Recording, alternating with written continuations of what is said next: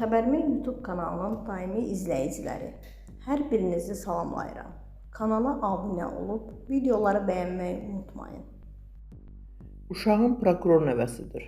Amma indiyənə kimi onların heç bir köməkliyi olmayıb. Heç aliment belə almamışam. Cəbhə.info az xəbər verir ki, bu sözləri müğənni Əminə Şirin həftənin qonağı verilişində deyib. O, ailə qurduğu şəxsin keçmiş prokuror Rəşid Həsənovun oğlu olduğunu deyib. Rəşid müəllimin indi də atamla gözəl münasibəti, əlaqələri var. Keçmiş prokuror Rəşid Həsənov uşağımın ata tərəfindən babasıdır. Biz o ailəyə həmişə yaxşı olmuşuq. Onun oğluna 4 qapı arasında anasından, bacısından yaxşı olmuşam. İllərdir alimenti tələb belə etməmişəm. Ayrılanda qapıma gəldilər ki, orada bir-iki şey var. Qaytar.